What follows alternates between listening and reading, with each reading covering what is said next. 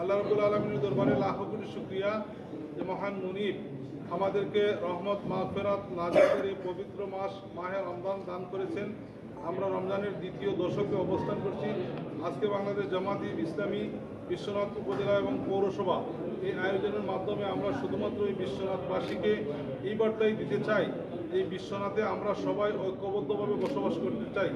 এই রহমত মাগফিরাতের মাসে আমরা সবাইকে এক কাতারে দাঁড়িয়ে একটি সুন্দর বিশ্বনাথ প্রতিষ্ঠার জন্য, একটি ঐক্যবদ্ধ বিশ্বনাথ প্রতিষ্ঠার জন্য, একটি আধুনিক বিশ্বনাথ প্রতিষ্ঠার জন্য আমরা উদাত্ত আহ্বান জানাচ্ছি।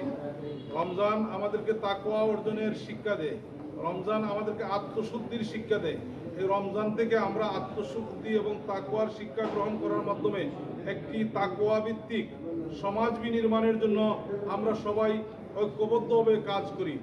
আমরা যদি ঐক্যবদ্ধভাবে তাকওয়া ভিত্তিক একটি সমাজ বিনির্মাণ করি, তাহলে জাতি ধর্ম বর্ণ নির্বিশেষে সকল মানুষ উপকৃত হবে।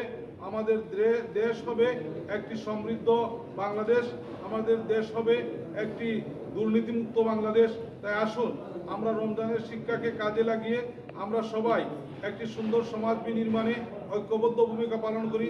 আজকের এই ইফতার মাহফিলে অংশগ্রহণ করার জন্য বিভিন্ন রাজনৈতিক দলের সম্মানিত নেতৃবৃন্দ, সাংবাদিক সংগঠনের সম্মানিত নেতৃবৃন্দ, সম্মানিত বিশিষ্ট ব্যক্তিবর্গ, ব্যবসায়ী বৃন্দ সহ সকলকে বাংলাদেশ জামায়াত ইসলামী বিশ্বনাথ উপজেলা শাখা এবং পৌরসভা শাখার পক্ষ থেকে আন্তরিক মুবারকবাদ ও অভিনন্দন জানাচ্ছি।